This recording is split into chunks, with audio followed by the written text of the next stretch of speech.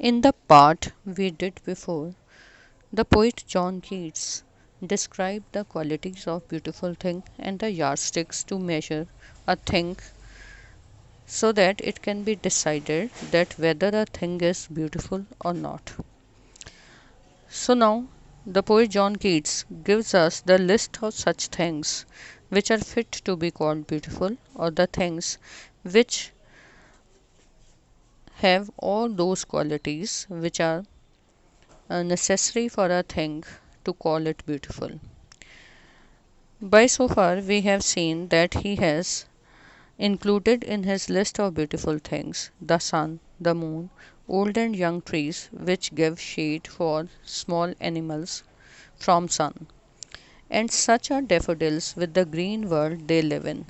Similarly, poet says that the daffodils or the flowers and the green world in which or the nature in which they grow, they are also the beautiful things because the enjoyment or the peace we derive from such things is endless, and they give us enjoyment forever. And clear rills that for themselves a cooling covert make. Similarly, the small streams of clear water, the small streams whose water remain cooled even in hot season, they are the source of endless joy for the weary travelers. They give their cool water to the weary travelers in hot season, and the joy derived from them is endless, is matchless, and it never comes to an end. The mid forest brake, similarly, the flowerless bushes which grow in the middle of the forest, rich with the sprinkling of fair musk rose blooms, on which the fair, white, fragrant rose flowers are sprinkled. Such beautiful scenes of the nature, such bounty of the nature is also matchless, and the enjoyment we receive on seeing such beautiful sights of nature is also uh, never comes to an end, and they are also a beautiful thing.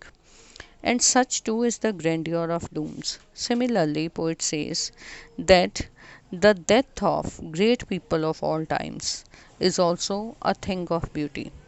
Here it seems very contrasting. Here it seems that the view that how can death be beautiful, or how can we include the death of great people of all times in the list of beautiful things. But the poet explains, if we go deep and think what he means to say, this dichotomy seems to be baseless, and we feel that it's all truth that the death of great people of all times is a permanent source of enjoyment for us, as they give us inspiration for us inspiration to us whenever we think of their great life and death.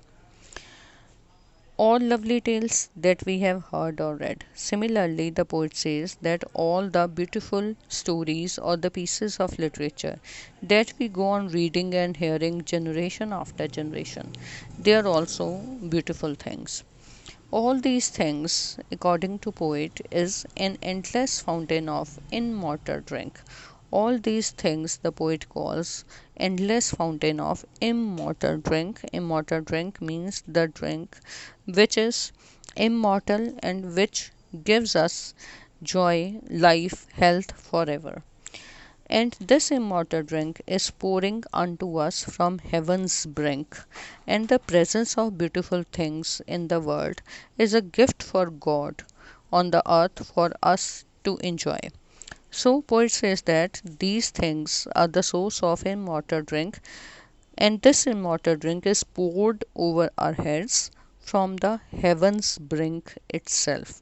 So, he means to say that the presence of beautiful things on earth is a gift of God for us to enjoy.